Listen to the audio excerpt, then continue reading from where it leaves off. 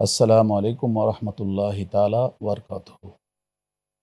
দূরে ও কাছে, দেশ এবং বিদেশে যারা আজকে আমাদের অনুষ্ঠান দেখছেন, আমি সকলকে আন্তরিক মোবারকবাদ জানিয়ে শুরু করছি শাহাদাতে কারবালার স্মরণে হোসেনা কমিটি বাংলাদেশ কর্তৃক আয়োজিত আজকের অনুষ্ঠান ত্যাগ চাই, মসিয়া কন্দন চাই না।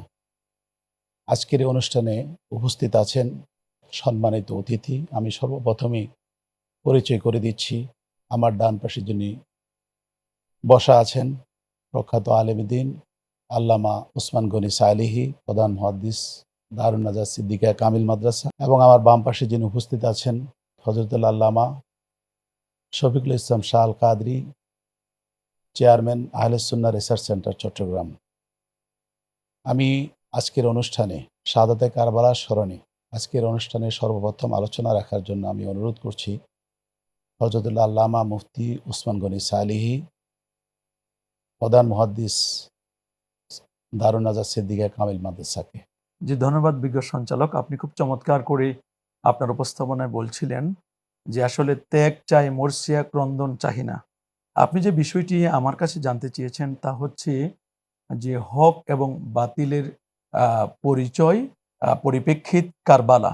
জি, সত্যি এই পৃথিবীর সূচনা লগ্ন থেকেই আমরা দেখে আসছি যে যেখানে বাতিল মাথাচাড়া দিয়ে উঠছে, আল্লাহ সুবহানাহু ওয়া তাআলা কারো না কারো মাধ্যমে হককে জিন্দা করেছেন। আমরা দেখতে পাই যে ইমাম হুসাইন রাদিয়াল্লাহু তাআলা আনহু তিনি যখন দেখলেন যে দুষ্ট, দুরাচার, পাপিষ্ট, অভিশপ্ত ইয়াজিদ রসুল করিম সাল্লাল্লাহু আলাইহি ওয়াসাল্লামার রেখে যাওয়া যে আদর্শ, যে সিরাতে মুস্তাকিম, এই সিরাতে মুস্তাকিমের পথটিকে রুদ্ধ করে দিয়ে তার ডানে এবং বামে কিছু অবৈধ দখলদার দিয়ে মুলুকিয়াত, সিয়াসিয়াত, রাষ্ট্রতন্ত্র কায়েম করার জন্য ব্যস্ত হয়ে পড়েছে। ঠিক তখনই আল্লাহ পাক রব্বুল আলামিন হক হিসাবে ইমাম হুসাইন রাদিয়াল্লাহু তাআলা আনহু, যিনি ছিলেন সৈয়দুল শাবাবে আহলিল জান্নাহ, জান্নাতের যুবকদের সর্দার, রসুল করিম সাল্লাল্লাহু আলাইহি ওয়াসাল্লামা যার কপালে চুমু খেয়েছেন, যার গালে চুমু খেয়েছেন, আদর করেছেন, মায়া করেছেন, সেই রসুল আকরাম সাল্লাল্লাহু আলাইহি ওয়াসাল্লামের দৌহিত্র ইমাম হুসাইন রাদিয়াল্লাহু তাআলা আনহু তিনি যখন দেখলেন যে তার নানার রেখে যাওয়া সিরাতে মুস্তাকিমের ডানে আর বামে অবৈধ দখলদাররা এই পথটিকে রুদ্ধ করে দিতে যাচ্ছে, এই পথটিকে ক্লোজ করে দিতে চাচ্ছে, ঠিক তখনই তিনি ৭০ জন নবী পরিবারের সদস্য নিয়ে সেই কারবালার প্রান্তরে তিনি আসলেন। টার্গেট ছিল একটি, খিলাফত আলা মিনহাজিন নবুওয়াত।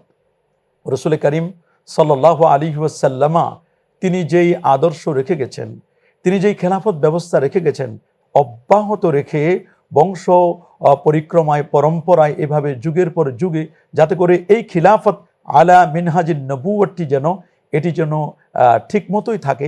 এই জন্য কিন্তু ইমাম হুসাইন রাদিয়াল্লাহু তাআলা ৭০ জন নবী পরিবারকে নিয়ে তিনি কিন্তু সেই দুষ্ট, দুরাচার, পাপিষ্ট এজিদ বাহিনীর সাথে তার কিন্তু এই দ্বন্দ্বটি কিন্তু এখানে তাদের বিরুদ্ধে তিনি যুদ্ধে লিপ্ত হলেন, এবং টার্গেট হলো যে নানা রেখে যাওয়া আদর্শ যেন এই পৃথিবীর জমিনে যেন বাস্তবায়িত হয়।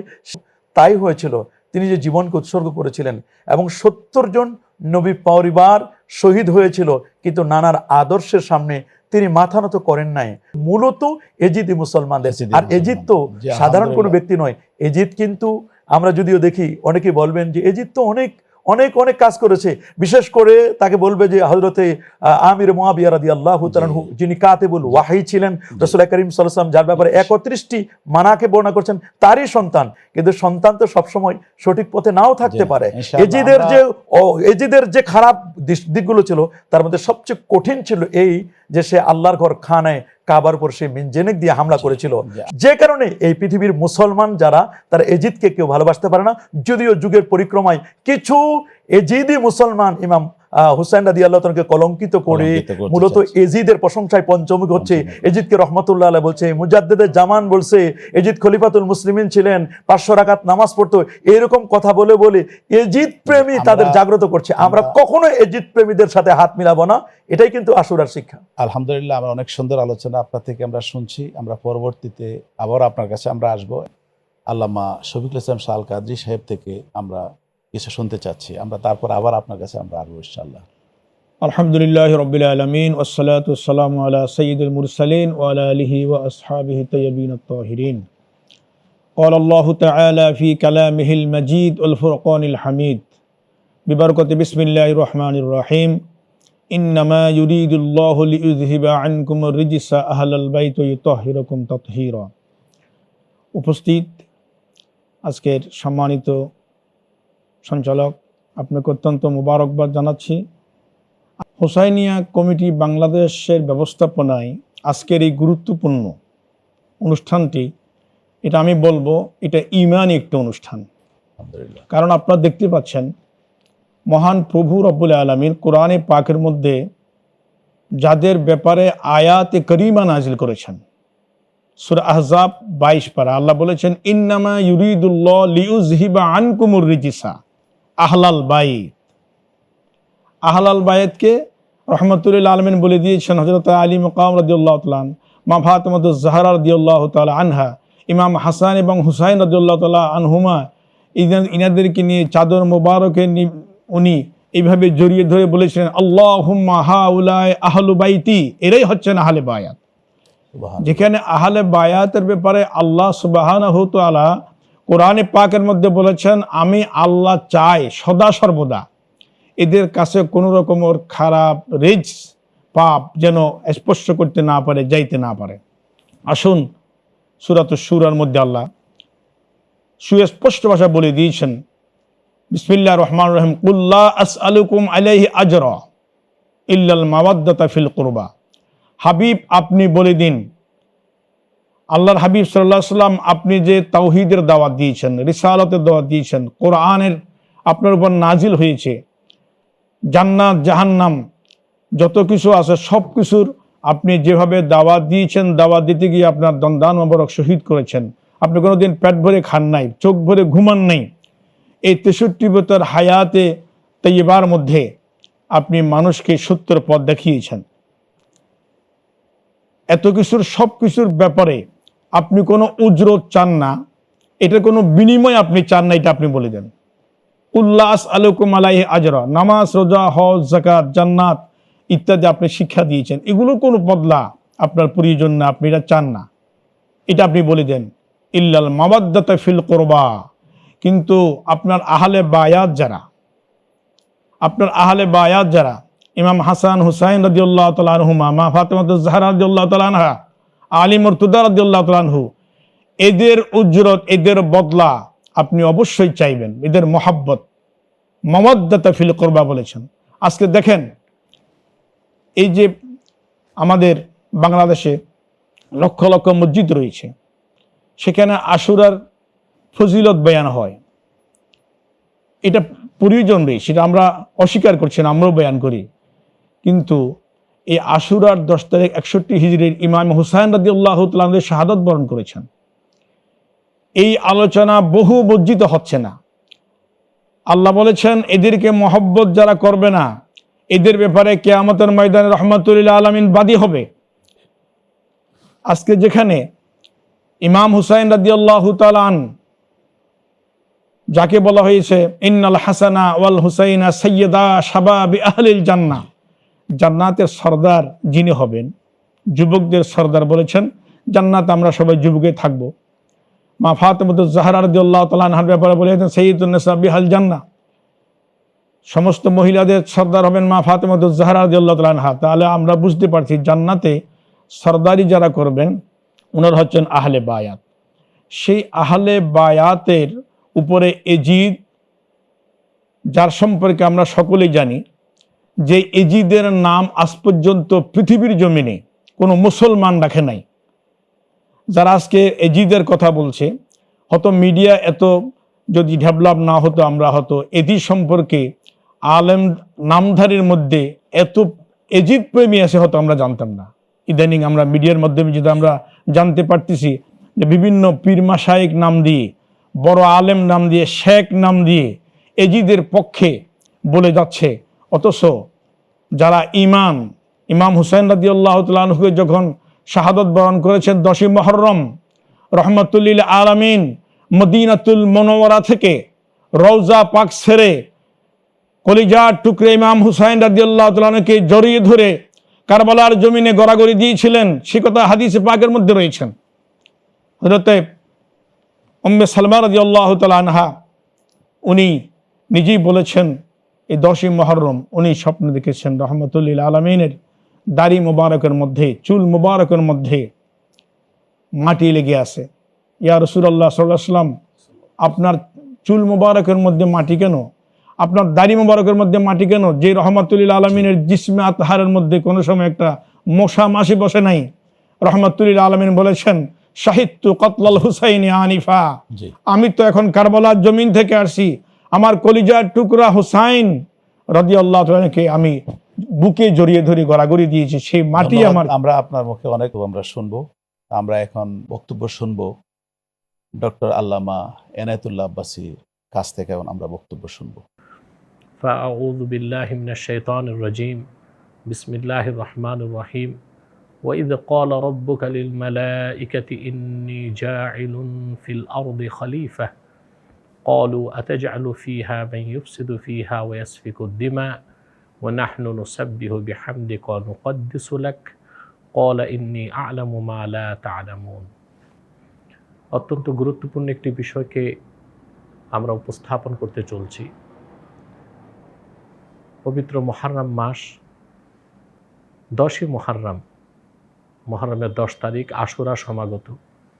এই বিষয়টিকে কেন্দ্র করে আমরা কিছু গুরুত্বপূর্ণ কথা শুনব। প্রথম পর্বে আমরা যে কথাগুলো শুনব আশুরার গুরুত্ব তাৎপর্য, ঠিক তার পাশাপাশি আশুরার 10ই মুহররমের সাথে ইমামে হোসেন রাদিয়াল্লাহু তাআলা আনহু শাহাদাতের যে বেদনা বিদুর ঘটনা জড়িত আছে।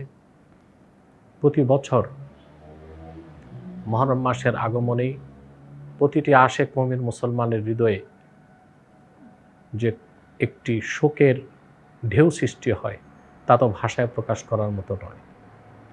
মুহররম মাসে সবচেয়ে গুরুত্বপূর্ণ দিন হচ্ছে 10ই মুহররম, যাকে ইয়াউমুল আশুরা বলা হয়। দিনটিকে ইয়াউমুল আশুরা কেন বলা হয়? আল্লামা বদরুদ্দিন আইনি রহমতুল্লাহি আলাই ওমদাতুল কারি শারহু সহিহ বুখারীতে ব্যাখ্যা করেছেন, লিয়ান্নাহু আশিরুল মুহররম, মুহররমের 10 তারিখ আশিরুল মুহররম, মুহররমের 10 তারিখ, সেজন্যই মূলত আশুরা বলা হয়। তিনি আরেকটি ব্যাখ্যা উল্লেখ করেছেন, লিআন্নাল্লাহ তাআলা আকরামা ফিহি আশারাতাম মিনাল আম্বিয়াই আলাইহিমুস সালাতু ওয়াস সালাম বিআশরি কারামাত। তার অন্যতম একটি কারণ হচ্ছে যে আল্লাহ সুবহানাহু ওয়া তাআলা মুহররমের 10 তারিখেই আল্লাহ তাআলার 10 জন জলিলুল কদর পয়গম্বরকে 10টি বৈশিষ্ট্য কারামাত বা সাহায্যের মাধ্যমে সম্মানিত করেছিলেন। প্রথমত মূসা আলাইহিস সালাম, ফাইন্নাহু নাসারা ফিহি ওয়া ফালাকাল বাহরা লাহু। আল্লাহ তাআলা মূসা আলাইহিস সালাতু ওয়াস সালামকে মুহররমের 10 তারিখ সাহায্য করেছেন এবং তার জন্য তিনি সমুদ্রকে বিদীর্ণ করে দিয়েছেন। ওয়া গারাকা ফিরআউন ওয়া জুনুদু, এবং সে কারণে ফেরাউন এবং তার লোকজন ধ্বংস হয়েছে। নূহ আলাইহিস সালাম পরিত্রাণ পেয়েছিলেন আল্লাহর হুকুমের যে নৌকাতে। দ্বিতীয় কারণ হচ্ছে ইউনুস আলাইহিস সালাম আনজা ফিহি মিন বাতানিল হুত। আল্লাহ তাআলা মুহররমের 10 তারিখে ইউনুস আলাইহিস সালামকে মাছের পেট থেকে পরিত্রাণ দিয়েছিলেন। চতুর্থ কারণ ফিহি তাবাল্লাহু আলা আদম আলাইহিস সালাম।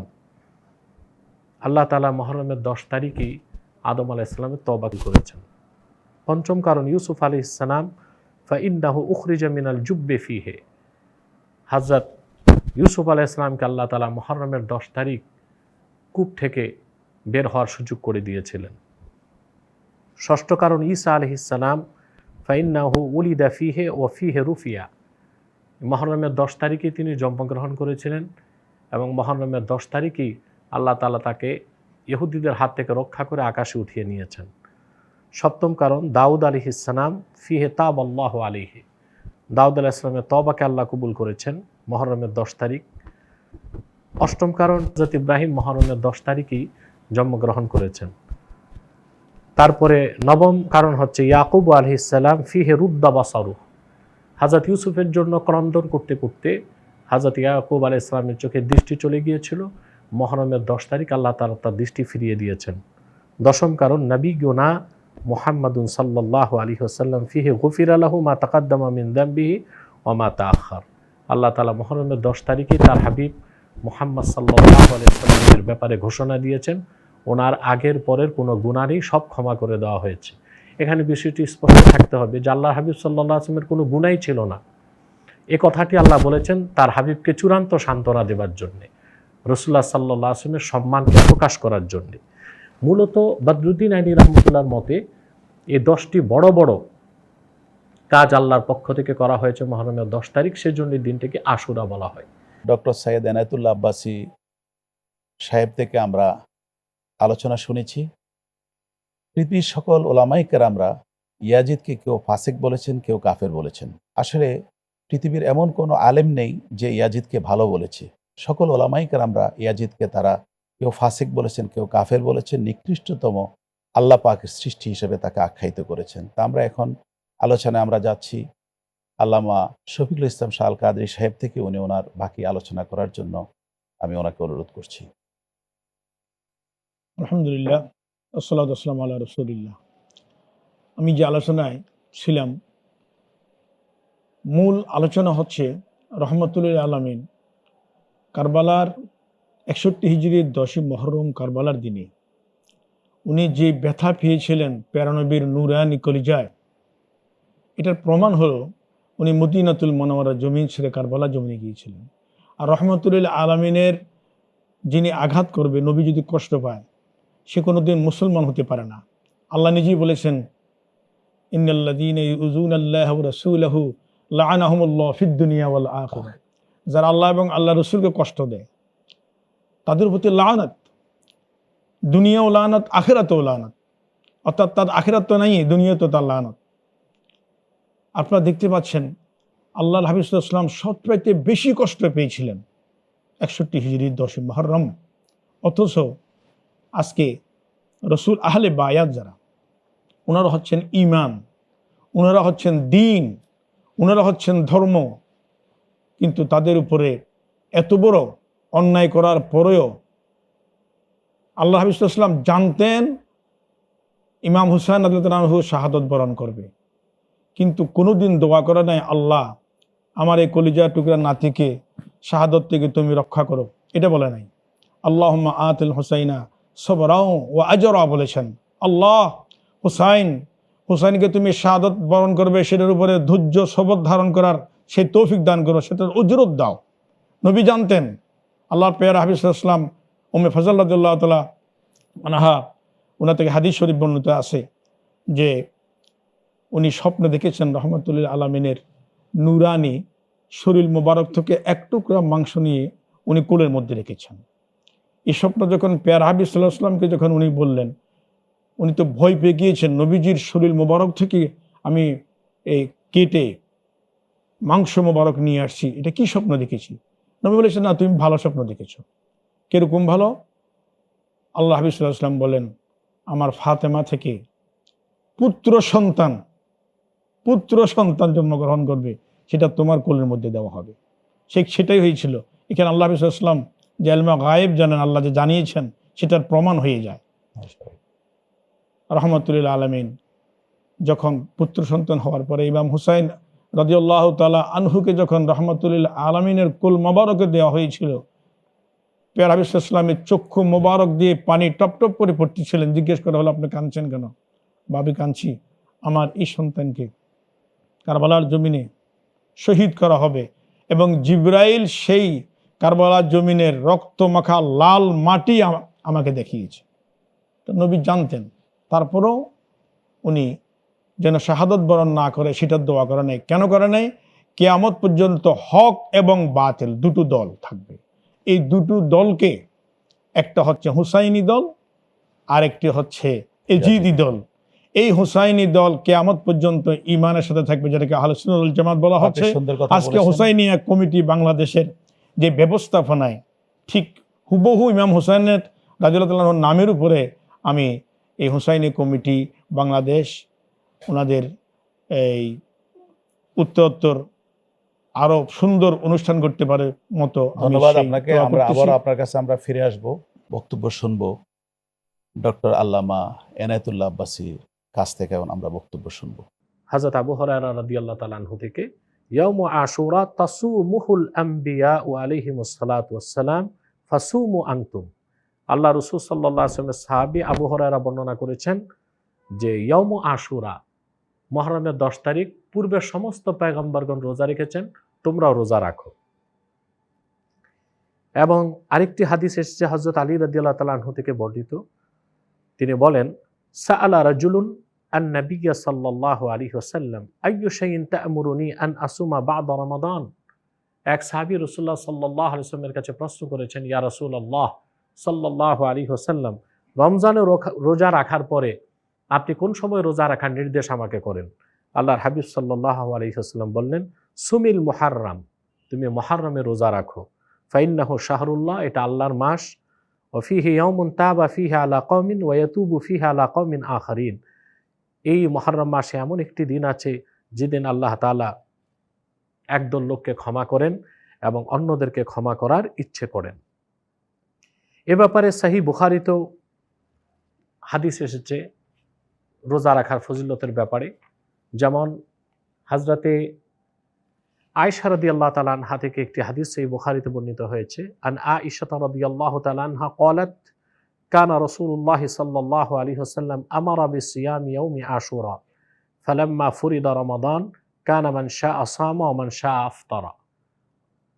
আল্লাহ রাসূল সাল্লাল্লাহু আলাইহি ওয়াসাল্লাম ইয়াউমে আশুরা, রমজানের রোজা ফরজ হওয়ার আগে মুহররমে আশুরাতে রোজা রাখার হুকুম করেছেন। যখন রমজান মাসে রোজা ফরজ করা হলো, রাসূলুল্লাহ সাল্লাল্লাহু আলাইহি ওয়াসাল্লাম ইখতিয়ার দিয়েছেন, ইচ্ছে দিয়েছেন যে তোমরা ইচ্ছে করলে আশুরাতে রোজা রাখতেও পারো, ছাড়তেও পারো। এরপরে আরেকটি হাদিস সহিহ বুখারীতে এসেছে,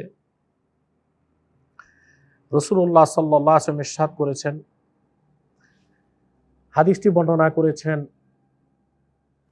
হযরত আয়েশা রাদিয়াল্লাহু তাআলা আনহা, তিনি বর্ণনা করেছেন, আন আয়েশা রাদিয়াল্লাহু তাআলা আনহা ক্বালাত কানা ইয়াউমু আশুরা তাসুমুহু কুরাইশুন ফিল জাহিলিয়্যাহ ওয়া কানা রাসূলুল্লাহ সাল্লাল্লাহু আলাইহি ওয়াসাল্লাম ইয়াসুমুহু ফালাম্মা কদিমাল মাদিনাতাল মুনাওয়ারা সামাহু ওয়া আমারা বিসিয়ামিহি ফালাম্মা ফুরিদা রমাদান তারাকা ইয়াউমা আশুরা ফামান শাআ সামাহু ওয়া মান শাআ তারাকাহু।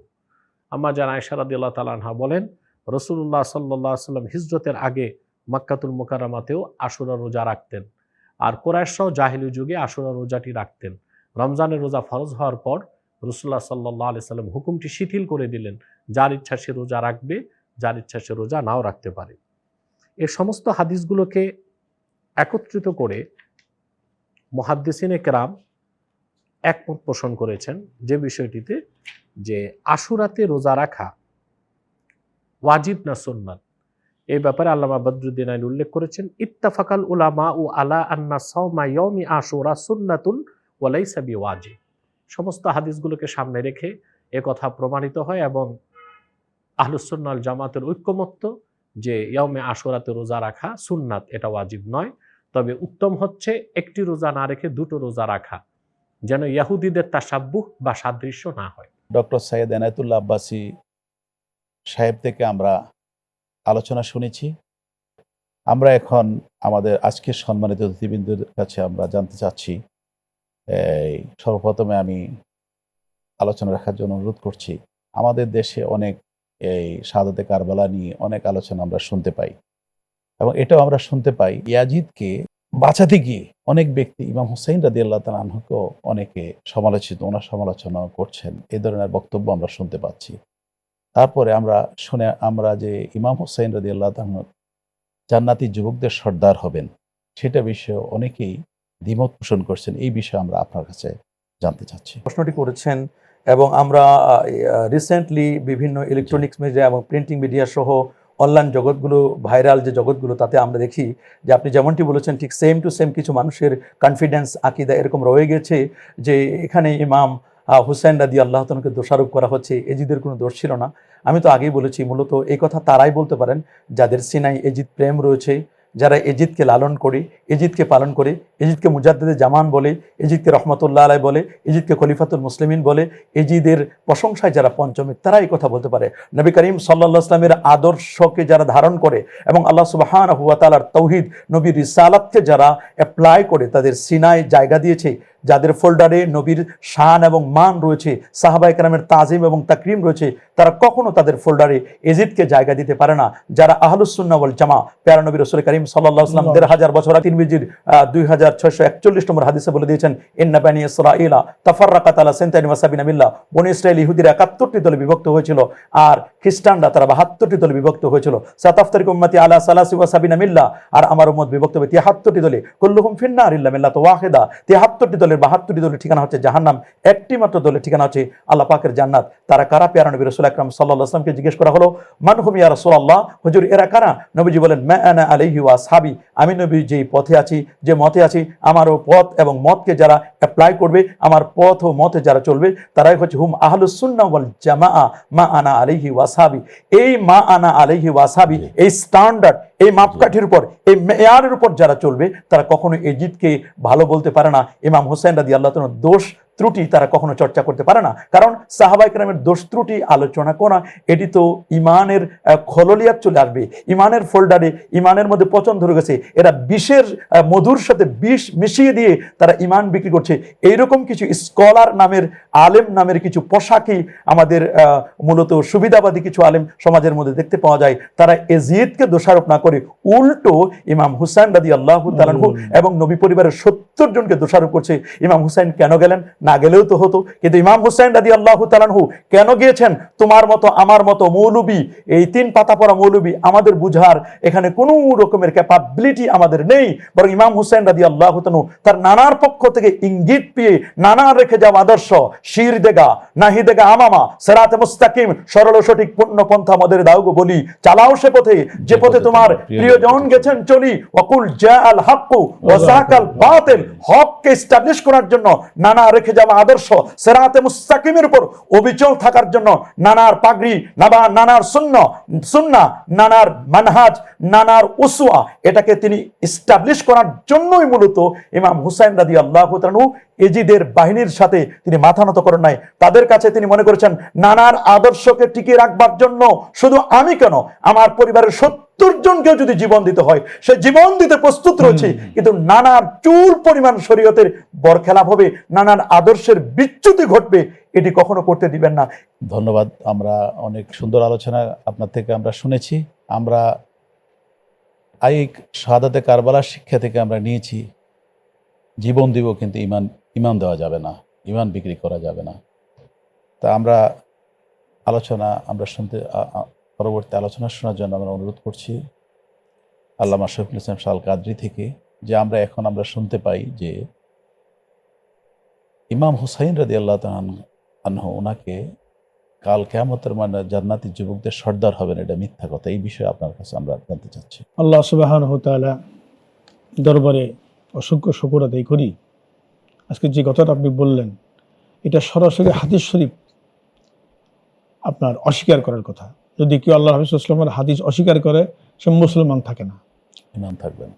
যারা অন্ততপক্ষে মৌলবী, অর্থাৎ যারা মিশকাত শরীফ পর্যন্ত বলছে, তিরমিজি শরীফের হাদিস, অর্থাৎ হুযায়ফা রাদিয়াল্লাহু তাআলা, আমি পুরো হাদিসটি বলি, এই সংক্ষেপে বলছি। উনি আম্মা জানের খেদমতে ছিলেন, মায়ের খেদমতে। তো উনি বলছেন যে আমার মনটা চাচ্ছে আমি একটু এই আল্লাহ হাফিজ ইসলামের পেছনে মসজিদে নববী শরীফের নামাজ পড়ার জন্য, এবং মায়ের খেদমতের মধ্যে আছে। মা বললেন, একটু দূরে ছিলেন, যার কারণে মা বললেন, তুমি তো আমার খেদমতেই আছো, মার খেদমত করার জন্য আল্লাহ হাফিজ ইসলাম বলছেন। বললে যে আপনি যদি আমাকে যাওয়ার অনুমতি দেন, তাহলে আমি আল্লাহ হাবিব সাল্লাল্লাহু আলাইহি ওয়াসাল্লামের কাছে আপনার জন্য দোয়া চাইব, আল্লাহ যেন আপনাকে মাফ করে দেয়। ধন্যবাদ। আবার আপনার কাছে আমরা ফিরে আসবো। আমরা হুজুরের কাছে আরেকটা আমরা জানতে চাই, মুহররম মাসের ফজিলত সম্পর্কে সামান্য একটু বলার জন্য। ধন্যবাদ আপনাকে। দেখুন, মুহররম মাসটি এটি এত বারাকাতপূর্ণ মাস যে হিজরি সনের বছরের প্রথম মাস হচ্ছে মুহররম। আল্লাহ সুবহানাহু ওয়া তাআলা জি, জি। সূরাতুত তাওবার 36 নম্বর আয়াতে বলেন, ইন্না ইদ্দাতাশ শুহরি ইনদাল্লাহি 12 শাহরান ফি কিতাবিল্লাহ ইয়াওমা খালাকাস সামাওয়াতি ওয়াল আরদ মিনহা আরবাআতুন হুরুম যালিকা দীনুল কাইয়্যিম ফালা তাজলিমু ফিহিন্না আনফুসাকুম। এই আয়াতের মধ্যে বলা হয়েছে যে পৃথিবীর সৃষ্টির সূচনা লগ্ন থেকে, আসমান এবং জমিন সৃষ্টির সূচনা লগ্ন থেকে আল্লাহর কাছে গণনার দিক থেকে মাসের সংখ্যা হচ্ছে 12টি। মিনহা আরবাআতুন হুরুম, তার মধ্যে 4টি মাস হচ্ছে হারাম মাস। এই 4টি হারাম মাসের অন্যতম মাস হচ্ছে মুহররম মাস। ইমাম আবু বকর আল জাসসাস রাহমাতুল্লাহ আলাইহি তাফসীর ও আহকামিল কোরআনের মধ্যে বলে দিয়েছেন যে হারাম মাসগুলোতে যারা ইবাদত বন্দেগীতে আত্মনিয়োগ করে আল্লাহ সুবহানাহু ওয়া তাআলা তাদের জীবনের মধ্যে বারাকা দান করেন এবং আল্লাহ পাক রব্বুল আলামিন বাকি 11টি মাসে ইবাদত করার আল্লাহ তাআলা তৌফিক দান করেন। একটি হাদিসে এভাবে এসেছে, আকরিমুল মুহররম, তোমরা মুহররমকে সম্মান করো। মান আকরামাল মুহররম, যে ব্যক্তি মুহররমকে সম্মান করবে, আকরামাহুল্লাহু বিল জান্নাহ ওয়া নাজ্জাহু মিনান নার, আল্লাহ তাআলাকে জান্নাত দিয়ে সম্মান করবেন এবং আল্লাহ জাহান্নাম থেকে তাকে মুক্তি দান করবেন। এজন্য হারাম মাসে ইবাদত বন্দেগীতে আত্মনিয়োগ করা, নবীর প্রতি দুরূদ এবং সালাতু সালাম পেশ করা, দান সাদাকা করা। সমাজের মধ্যে একটি মিসআন্ডারস্ট্যান্ডিং রয়েছে, সেটি হচ্ছে এই যে মুহররম মাসে বিয়ে শাদী করা যায় না, অথচ এটি একটি বারাকাতপূর্ণ মাস, এটা হারাম মাস। এই মাসে যুদ্ধ বিগ্রহ, দ্বন্দ্ব, কলহ, মারামারি, কাটাকাটি, খুন খারাপি, হত্যা, জিজ্ঞাসা এগুলো সম্পূর্ণরূপে নিষেধ। তো এটা তো ইবাদতের মাস। তো ইবাদতের মাসে মুহররম মাসের এই 10 তারিখটি এত বারাকাতপূর্ণ। এখানে কত আম্বিয়া আলাইহিমুস সালাতু ওয়াস সালামকে আল্লাহ তাআলা বিভিন্ন কারামত দিয়ে, মর্যাদা দিয়ে আল্লাহ তাআলা ধন্য করেছেন। সেই কারামতের গুলো আমাদেরকে তাজকিরা করা, স্মরণ করা এবং আশুরার দিবসে বিভিন্ন নবীদেরকে আল্লাহ তাআলা যে মুক্তি দান করেছেন বিভিন্ন আপদ বিপদ থেকে, রোগবালা থেকে, আমরা যদি আল্লাহর কাছে ফরিয়াদ করি, আল্লাহর কাছে মাপ চাই। কারণ আফজালুস সিয়াম বাদা রমাদান শাহরুল্লাহে মুহররম, যে রমজানের রোজার পরে সবচেয়ে গুরুত্বপূর্ণ রোজা হচ্ছে মুহররম মাসের রোজাগুলো, এটি খুবই গুরুত্বপূর্ণ। এই জন্য মুহররম মাসে সিয়ামের মাধ্যমে কাটিয়ে দেওয়া, ইবাদতের মাধ্যমে কাটিয়ে দেওয়া, এই বিষয়টি আমাদেরকে খেয়াল করতে হবে। আল্লাহ সুবহানাহু ওয়া তাআলা আমাদের সবাইকে এই মুহররমের মাহাত্ম্য, গুরুত্ব, তাৎপর্য উপলব্ধি করে আমরা যেন শুধু বক্তব্যের মধ্যে সীমাবদ্ধ না থেকে ইবাদতে আত্মনিয়োগ করে আমাদের আত্মাকে তাজকিয়া, পরিশুদ্ধ করতে পারি। আল্লাহ আমাদের তৌফিক দান করুন। আবারও আমরা আলোচনা যাচ্ছি মুফতি আল্লামা ওসমান গনি সালেহ মহোদয় থেকে। হুজুরের বাকি আলোচনা রাখার জন্য অনুরোধ করছি। যে ধন্যবাদ আপনাকে। দেখুন, আমরা যে বিষয়টি আলোচনা করছিলাম যে হক এবং বাতিলের দ্বন্দ্ব, এটা চিরন্তন দ্বন্দ্ব, এবং আমরা আলোচনা করছিলাম আহলে বাইতের ব্যাপারে। আমরা আলোচনা করেছি সাহাবায়ে কেরাম রিদওয়ানুল্লাহি তাআলা আজমাইন, তাদের সমালোচনা করা যাবে না, তাদেরকে তাজিম করতে হবে, তাকরিম করতে হবে। আমরা এই আশুরার দিন, এটি যে একটি রেড লেটার ডে, স্মরণীয় দিন, এই দিনটিকে কেন্দ্র করে আমরা কি কি আমল করতে পারি। আমরা অনেক সময় সমাজে দেখি যে এই আশুরার দিনটিকে কেন্দ্র করে অনেক কুসংস্কার সমাজের মধ্যে রয়েছে। কুসংস্কার বলতে তারা ইমাম হুসাইন রাদিয়াল্লাহু তাআলা আনহু নামে একটি ডেকচি তারা রেডি করে জি। এবং লাল শালুক উড়িয়ে দিয়ে তারা সেখানে বিভিন্ন ওনার রকমের মাজার বানিয়ে বাজার বানিয়ে তারা একটি মেলার মতো করে জি। এবং ইমাম হুসাইন রাদিয়াল্লাহু তাআলা আনহুকে কলঙ্কিত করার একটি একটি পন্থা তারা কিন্তু তৈরি করেছে। মূলত ইমাম হুসাইন রাদিয়াল্লাহু তাআলা আনহু যদি এগুলো দেখতেন তাহলে কখনো এটিকে পছন্দ করতেন না। যারা হুসাইনি পরিচয় দেয় যে আমরা হুসাইনি মুসলমান, আমরা নবীর প্রেমিক, আমরা সাহাবায়ে কেরামের প্রেমিক, অথচ দেখা যায় তারা নামাজ পড়ে না। এমন বহু মানুষ আছে তারা বিভিন্ন রকমের ড্রাগ নেয়, মদ জুয়ার সাথে সম্পৃক্ততা রয়েছে।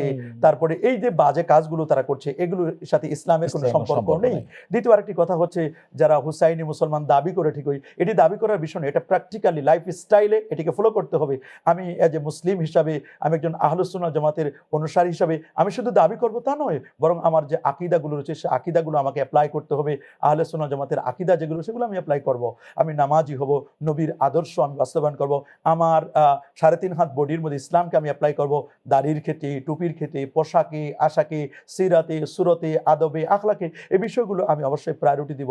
এক্ষেত্রে আমরা দেখি যে যারা আমাদের দেশে শিয়াপন্থী যারা আছে, এই শিয়ারা তারা তাজিয়া মিছিল করে, শোক পালন করে, কিন্তু তারা জানে না যে ইসলামের শোক হচ্ছে কেবলমাত্র 3 দিন। একজন ব্যক্তি মারা গেলে তার শোক হচ্ছে 3 দিন। আবার কোনো ব্যক্তির স্বামী যদি, কোনো নারীর স্বামী যদি মারা যায়, তার শোক হচ্ছে 4 মাস 10 দিন। এছাড়া ইসলামে আর কোনো শোক নেই। আমি হুসাইনি প্রেমিক, আমি শিয়া নিজেকে আমি দাবি করছি, আর শিয়া দাবি করে আমার শরীর থেকে অঙ্গ প্রত্যঙ্গগুলো আমি বিভিন্নভাবে নষ্ট করছি, অথচ কোরআন বলছে ওয়ালা তুলকু বিআইদিকুম ইলা তাহলুকা, তোমরা নিজেদেরকে ধ্বংসের দিকে ঠেলে দিও না। নিজেদেরকে কখনো ধ্বংসের দিকে ঠেলে দেওয়া যাবে না। আমরা যেভাবে দেখতে পাচ্ছি শিয়ারা নিজের শরীর থেকে রক্ত বের করছে, হাই হুসাইন হাই হুসাইন বলে মাতম করছে। ইসলামের সাথে এটা যায় না। ইসলামের যে বিউটি, ইসলামের যে সৌন্দর্য, ইসলামের মেসেজ হচ্ছে শান্তির মেসেজ, ইসলামের মেসেজ হচ্ছে পরোপকারের মেসেজ, ইসলামের মেসেজটি হচ্ছে মানুষের কল্যাণে নিজেকে আত্মনিয়োগ করা, মানবতার কল্যাণ কল্যাণে নিজেকে বিলিয়ে দেওয়া, এটাই হচ্ছে ইসলামের মেসেজ। কিন্তু এবং শিয়ারা সমাজের মধ্যে যেভাবে তারা সাহাবায়ে কেরামদেরকে গালিগুলাজ করছে, তাদের সাথে আমাদের সম্পর্ক কখনো থাকতে পারে না। থাকতে পারে না। তাদের সাথে আমাদের সম্পর্ক কাটাব। আমরা আহলুস সুন্নাহ ওয়াল জামা, আমরা মাযহাবে হানাফি, আমরা আউলিয়া কেরামদেরকে মহব্বত করি, ভালোবাসি। কিন্তু আমরা দেখি মার চেয়ে মাসির দরদ বেশি দেখায়া তারা আমাদের সমাজের মধ্যে আউলিয়া কেরামদেরকে যারা কলঙ্কিত করছে, মাজারে যারা আঘাত করছে, এরা তো তারাই যাদের হৃদয়ে মূলত এজিদ প্রেমে ভরপুর। তাদের সাথে আমাদের সম্পর্ক থাকতে পারে না। আল্লাহ আমাদের সবাইকে হেফাজত করুন। আল্লাহ আমাদের এই আশুরা থেকে হকের উপর ইস্টাবলিশ থাকার, ইস্তেকামাত থাকার, মজবুতি থাকার আল্লাহ তৌফিক দান করুন। সত্য ও ন্যায়ের পথে যেমন ইমাম হুসাইন রাদিয়াল্লাহু তাআলা উদ্গ্রীব ছিলেন, সত্য ন্যায় প্রতিষ্ঠার জন্য নিজের জীবনকে উৎসর্গ করেছেন, আমরাও যেন কিয়ামত পর্যন্ত যতদিন আল্লাহ হায়াতে বাঁচিয়ে রাখেন, আমরা এজ এ মুসলিম হিসাবে আমরাও যেন কোনো অন্যায় দেখলে, অপকর্ম দেখলে, কোনো রকমের কোনো বাতিল কিছু দেখলে আমরা যেন মাথা জাগিয়ে আমরা যেন সে বাতিলকে প্রতিহত করতে পারি। আল্লাহ আমাদের কবুল করুন, মঞ্জুর করুন। ওয়া আখিরি দাওয়ানা আনিল হামদুলিল্লাহি রাব্বিল আলামিন। ওয়াসসালামু আলাইকুম ওয়া রাহমাতুল্লাহি ওয়া বারাকাতুহু। আমরা এখন আলোচনার জন্য আবারও যাচ্ছি আল্লামা শফিকুল ইসলাম শাহ আল কাদরী সাহেব থেকে। মুহররমের 10 তারিখ রাত্রিতে অলৌকিক কিছু ঘটনা ঘটেছে, এই বিষয়ে আপনার কাছে আমরা জানতে চাই। এই বিষয়ে আপনি কিছু বলুন। শুকরান, অত্যন্ত গুরুত্বপূর্ণ একটি আলোচনা করেছেন।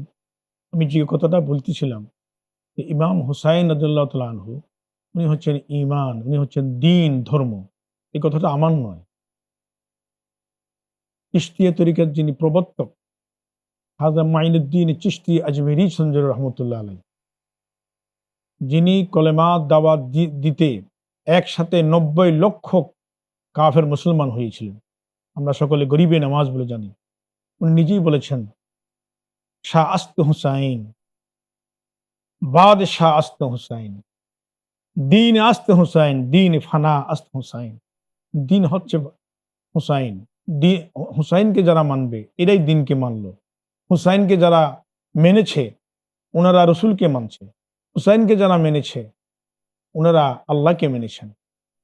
কারণ উনি সারদাদেনা দাত দরদস্ত ইয়াজিদ, এজিদের সেখানে কোরবানি দিয়েছিলেন, কিন্তু দিন বিক্রি করেন নাই।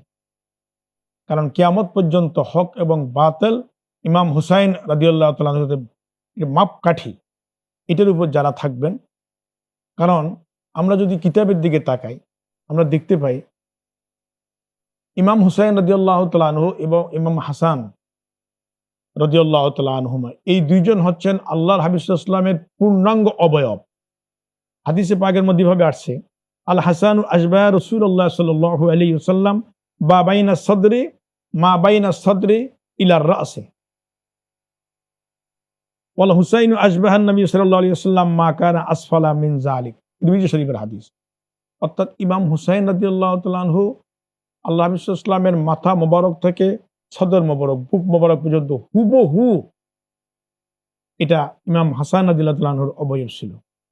এবং সদর মোবারক থেকে, বুক মোবারক থেকে একবারে পা মোবারক পর্যন্ত রাসূলুল্লাহ সাল্লাল্লাহু আলাইহি ওয়াসাল্লামের যেরকম অবয়ব ছিল, ইমাম হুসাইন রাদিয়াল্লাহু তাআলা আনহুর সেই অবয়ব ছিল। রহমতুল্লিল আলামিনের অবয়ব যাদের মধ্যে ছিল, সেই রহমতুল্লিল আলামিনের কলিজা টুকরা নাতি, জান্নাতের সর্দার নবীজি নিজেই বলেছেন, ইন্নাল হাসানা ওয়াল হুসাইনা সাইয়্যিদা শাবাবি আহলিল জান্নাহ। তিরমিজি শরীফের হাদিস, মিশকাতের মধ্যে রয়েছে, সহিহ হাদিস। উনার যেদিন শাহাদত বরণ করলেন, কিতাবের মধ্যে আসছে সাওয়াইকুম মুহরিকা, তাহজিবুত তাহজিব, সিররু শাহাদাতাইন, বাইহাকি, আবু নুঈম সহ অসংখ্য কিতাবের মধ্যে আসছে, সেদিন আল্লাহ এত বেশি রাগান্বিত হয়েছিলেন, এত বেশি রাগান্বিত হয়েছিলেন, যেটার ফলস্বরূপ লাম্মা কুতিলাল হুসাইনু মাতারাতিস সামাউ দামান, আল্লাহ সুবহানাহু তাআলা আসমান থেকে রক্তের বৃষ্টি সেদিন পড়েছিল জমিনের উপরে।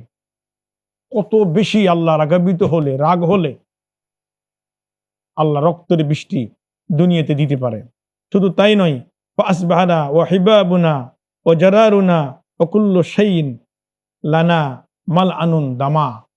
কিতাবের মধ্যে আসছে মুহররমের এই 10 তারিখের ইমাম হুসাইন রাদিয়াল্লাহু তাআলা আনহু শাহাদাতের পরে প্রতিটি ঘরে ঘরে যখন কোনো কলসি, কোনো আসবাবপত্র যখন নাড়াচাড়া করত, সেখানে রক্ত ভরা থাকতো। এই রক্ত দেখে সকলে ভয় পেয়ে গিয়েছিল সকলেই বুঝতে পারছিল যে এজিদ কি কাজটা করেছে। দিন, ধর্ম এগুলো সব জব করেছে। ইমাম হুসাইন রাদিয়াল্লাহু হচ্ছে দিন, ইমাম হুসাইন রাদিয়াল্লাহু বাদশাহ, ইমাম হুসাইন রাদিয়াল্লাহু তাআলা হচ্ছে ধর্ম। ইমাম হুসাইন রাদিয়াল্লাহু তাআলা আনহুকে যারা মেনেছেন ইনারাই ইমানদার। আজকে আমি শুকর আদায় করছি হুসাইনিয়া কমিটি বাংলাদেশ, ওনারা এত সুন্দর একটি প্রোগ্রাম করেছেন ইমান এবং আকীদাকে বোঝার জন্য। আমি যুবক ভাইদেরকে বলবো, স্কুল কলেজ মাদ্রাসা ইউনিভার্সিটি ভাইদেরকে বলবো, যারা ছাত্র ভাইরা আছেন এবং মুরব্বী বাবাদেরকে বলবো, মা বোনদেরকে বলবো, নতুন কোনো কথা শোনা যাবে না। কারণ আজ পর্যন্ত ১৫০০ বছরের মধ্যে কোনো মুসলমানের সন্তানের নাম এজিদ রাখে নাই। সকলেই জানে এজিদ অত্যাচারী ছিল, এজিদ মদ্যপান করত, এজিদ নবীর দুশমন ছিল, চেনাকারী ছিল। এজিদ ছিল অত্যন্ত দুশ্চরিত্রের একজন লোক। আহলে বায়াতের উপরে তলোয়ার চালিয়ে, যেই নবীর কিতাবে লেখা আছে আপনার রহমতুল্লাহ আলমিনের চুল মুবারককে যদি কেউ এহানাত করে চুল বলে, মুই মুবারক মুই গফত কাফের সুদ। মালাবুদ্দা বিনুহুর মধ্যে আল্লামা কাজী সানাউল্লাহ পানিপতি রহমতুল্লাহ আলাইহি বলেছেন যে মানুষের ইমান কখন চলে যায়। রহমাতুল্লিল আলমিন নবীজির চুল মুবারককে যদি কেউ এহানাত করে বলে এটা নবীর চুল আর কি, তার ইমান চলে, সে কাফের হয়ে যাবে। আজকের আমি গ্লোবাল টিভি শুকর আদায় করছি এবং এখানে যারা প্রোডিউস, যারা আমাদের এই অনুষ্ঠানে আমার সহযোগী যারা রয়েছেন, বিশেষ করে আমাদের যিনি আজকে সঞ্চালন করছেন রাজাপুরা দরবার শরীফের সম্মানিত পীর সাহেব হুজুর আল্লামা নাদিমুর রশিদ আল কাদির সাহেব, এত সুন্দর একটি প্রোগ্রাম ত্যাগ চাই মুর্শিয়া কন্দন চাহিনা, এই ব্যানারের আজকের এই অনুষ্ঠানকে আল্লাহ কবুল করুক, আমিন। ওয়া আখিরু দাওয়ানা আনিল হামদুলিল্লাহি রাব্বিল আলামিন। আসসালামু আলাইকুম ওয়া রাহমাতুল্লাহি ওয়া বারাকাতুহু। ধন্যবাদ আপনাদেরকে আজকে আমাদেরকে এই অনুষ্ঠানে সময় দেওয়ার জন্য। প্রিয় দর্শক, যারা আমাদের এই অনুষ্ঠান দেখছেন, আমি আপনাদেরকে আবারও আন্তরিক মোবারকবাদ জানাচ্ছি। আজকে আমাদের এই হোসেনা কমিটি কর্তৃক আয়োজিত ত্যাগ চাই মুর্শিয়া কন্দন চাহিনা অনুষ্ঠানে আমাদের আজকের আলোচকবৃন্দদের থেকে আমরা অনেক কিছু আজকে জানতে পেরেছি। 1500 বছর আগ থেকে এই পর্যন্ত যত ওলামায়ে কেরামরা, হকপন্থী যত ওলামায়ে কেরামরা আসছেন, কোনো ওলামায়ে কেরামরা ইয়াজিদকে কেউ কখনো ভালো বলেননি। সকলেই ইয়াজিদকে মন্দ বলেছেন। কেউ কাফের বলেছেন, কেউ ফাসেক বলেছেন, কেউ বলেছেন আল্লাহ সৃষ্টির মধ্যে নিকৃষ্টতম সৃষ্টি হলো ইয়াজিদ। সেই ইয়াজিদকে অনুসরণ করা যাবে না। এই পাপাচারকে যারা অনুসরণ করবে, ভালো বলবে, তারা কখনো আহলে সুন্নাহ ওয়াল জামাতের অন্তর্ভুক্ত হতে পারবে না। সম্মানিত সুধী, যত দিন সামনে যাবে অতই আমরা একটি কঠিন সময়ের মধ্যে আমরা নিপতিত হব। আজকে দেখুন, ইমান রাখা যত কঠিন, হাতের মধ্যে একটা জ্বলন্ত আগুনের কয়লা রাখা যেরকম কঠিন, ইমান রাখা তার চেয়েও কঠিন হয়ে দাঁড়িয়েছে। আজ পর্যন্ত সারা পৃথিবীর কোনো মুমিন মুসলমানের সন্তানের নাম ইয়াজিদ রাখা হয়নি। ইয়াজিদ একটা ঘৃণিত নাম। সেই ইয়াজিদের নামকে কখনো কেউ মুখে পর্যন্ত উচ্চারণ করতো না, এই ঘৃণিত নামটি। অথচ আজকে আমরা দেখতে পাই কিছু সংখ্যক নামদারি ওলামায়ে কেরাম তার পক্ষে সুপারিশ করছেন, কেউ তাকে ভালো বলছেন, কেউ তাকে নির্দোষ বলছেন। আমরা এগুলো কখনোই আমরা এগুলোর দিকে আমরা তাকানো যাবে না। আমরা সেই কারবালার শিক্ষা থেকে আমরা অনুসরণ করব, কারবালার শিক্ষা থেকে আমরা শিক্ষা গ্রহণ করব যে ইয়াজিদ কখনো সত্যের কাছে ইয়াজিদের সেই কুচক্রান্ত থেকে, তার সেই দুষ্ট পাপাচার, ইয়াজিদের সেই ইসলাম বিরোধী কাণ্ডকে কখনোই ইমাম হোসেন রাদিয়াল্লাহু তাআলা সাপোর্ট করেননি এবং তার এই কুকর্মকে কখনো সাপোর্ট না দিয়ে নিজের জীবনকে উৎসর্গ করে দিয়েছেন ইসলামের জন্য। আমরা সেই শিক্ষাকে গ্রহণ করে আমরা 5 ওয়াক্ত নামাজ পড়ব, নিজের ইমানকে সাচ্চে ইমানদার হব এবং হক এবং বাতিল কি জিনিস এই বিষয়ে আমাদের জানা অতীব জরুরি। আল্লাহ হাবিব সাল্লাল্লাহু আলাইহি ওয়াসাল্লাম বলছেন, আখিরি জামানায় আমার উম্মত 73 দলে বিভক্ত হবে, 72 দলে জাহান্নামী হবে, একটি দল মাত্র জান্নাতি হবে, আহলে সুন্নাহ ওয়াল জামা। আল্লাহ রাব্বুল আলামিন আমাদের সকলকে আহলে সুন্নাত ওয়াল জামাতের আকীদায় কবুল আর মঞ্জুর করুক এবং শাহাদাতের কারবালার সেই হৃদয় বিদারক ঘটনাকে হৃদয়ে ধারণ করে সত্য প্রতিষ্ঠার জন্য নিজের জীবনকে উৎসর্গ করে দেব, কিন্তু ইমানকে কখনো বিক্রি করব না। সকলকে আন্তরিক ধন্যবাদ জানিয়ে আজকের অনুষ্ঠান এখানেই শেষ করছি। ওমা আলাইন ইল্লাল বালাগ। আসসালামু আলাইকুম ওয়া রাহমাতুল্লাহি তাআলা ওয়া বারাকাতুহু।